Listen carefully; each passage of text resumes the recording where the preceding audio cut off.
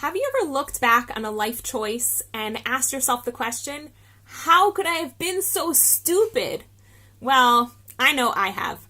I'm Hannah Mason, and in today's Spark, we're going to explore the arrogance of regret.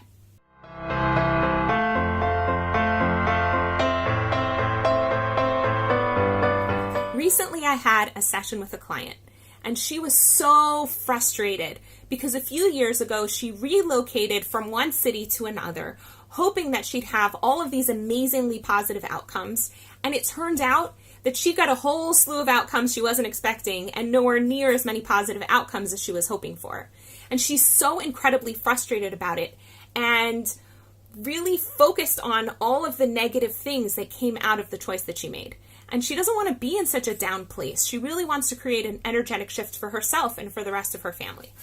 So I said to her, I think what would really, really help you here is to question your assumption that the relocation was bad. So I said to her, you're feeling right now like you shouldn't have moved, correct? And she said, yes, 100%. So that already answered the first question of Byron Katie's process of inquiry called the work. The second question I asked her was, can you absolutely know that it's true that you shouldn't have moved? And she really had to stop and think, because to know something absolutely requires that we understand every little detail of what could be or what could have been or what actually happened.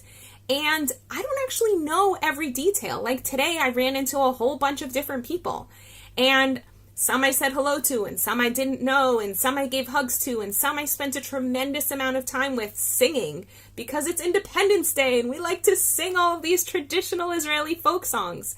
And maybe singing next to someone for them had this huge impact, or maybe it had no impact at all. I really actually have no idea what's the butterfly effect of my life. So she was able to quickly say, absolutely, wow, that's a stretch. I don't know if I can absolutely know. And being able to separate ourselves from thinking we know absolutely everything, which is what our minds like to convince us that we do, already opens up to the subconscious to recognize, wait a second, I don't know this to be absolutely true. Could it be that there's a different way at looking at this situation? So it opens us up to a different perspective. So then I asked her, well, what happens to you when you believe the thought that you shouldn't have moved? And right away, her body did this. It just sank. And she noticed she experienced a lot of tension and how much frustration there was in her relationship with the other members of her family. So right away, she was able to see that physiologically, this wasn't good. Emotionally, this wasn't good. Mentally, she just kept replaying all the things that she regretted or negative consequences she believed happened because of this choice. So then we were able to ask her, how would you be without the thought that you shouldn't have moved? And right away, her physiology just opened up and relaxed, and her breathing got a bit deeper. And she said, I would just be present.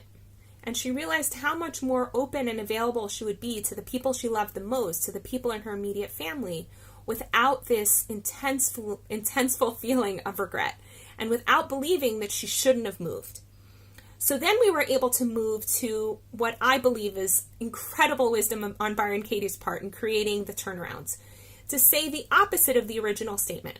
So the opposite of she shouldn't have moved for her was she should have moved. So to make it a bit easier for her to find 3 reasons, I said to her, can you think of positive things that have happened because of this move? And right away, as usually happens, her subconscious mind offered up lots of images in her mind, and she started picturing all of these people she's become friends with in the new city where she moved. And she started thinking about leadership roles she was able to take in her community because of the community that she'd chosen to move to that needed somebody like her. And the last thing that she brought up was that it made her realize how important it was to her to be close to family, but at the same time to live in her ideal location.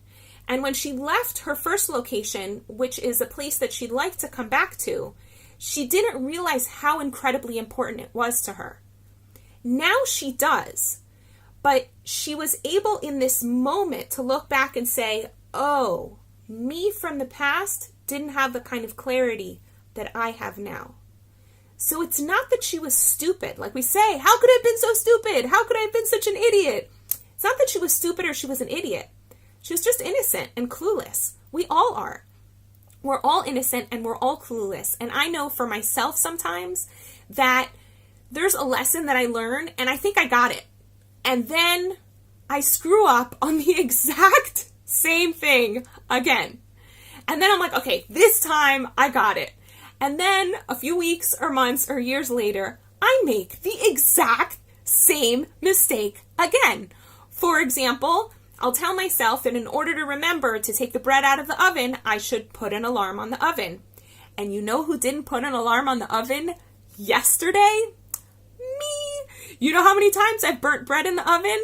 Countless. You'd think I would have gotten this lesson, but apparently, just like every other human being, there are certain lessons that I have to have repeated over and over and over again until they really sink in. So that's the way it is for me, just like everyone else. And she realized for her, she needed the life experience and the distance from the old city to realize how important that really was for her. So that gives you a taste of what turning a thought around can be, but also helped this particular client gain clarity on why it was so incredibly arrogant of her to have regret, because it required her to step above the situation and assume that she knew every single outcome that would have actually happened with that choice had she stayed. And it also presumes that she knows every single outcome that actually happened from the choice that she really did make from the move.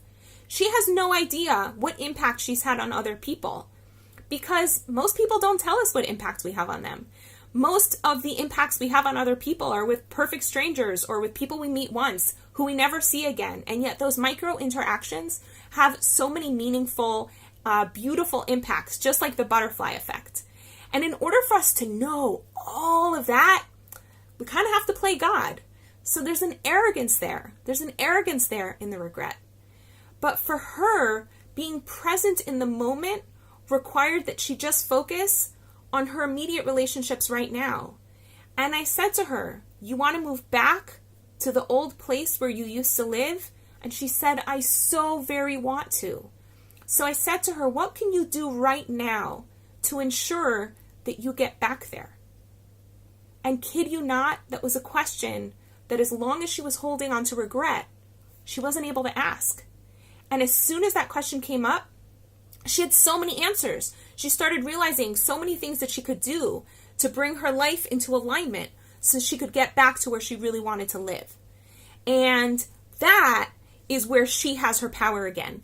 That is where she's in a point of action and purpose. She wants to move back to that place. Great. Get her entire life in alignment to be there. So for all of us, we have to remember that just looking at the past with regret isn't helpful. We can ask ourselves, what is it that I'm really wanting by believing that I shouldn't have done X thing? And for her, what she was wanting is that she believed that if she kept regretting the move, that somehow it'll get her back home to the place where she really wants to live. And as soon as I asked her, well, what are things you can actually do right now in the present moment to get there? She realized regret was like totally useless. It wasn't going to get her anywhere, because when she was feeling regret, her body collapsed and it was tense and she felt sad, and we don't have any energy when we feel that way. So for you, ask yourself, if there's anything that you regret, ask yourself, what is it that you're really hoping to gain by having that regret? And rather than using regret as a pretty weak and ineffective tool to get to where you actually want to go, figure out right now, what are at least 3 things that you can do to move forward towards the thing that you really want. Want to experience more vibrance, clarity, and joy in your life? Book a guaranteed session at hanamason.com/joy.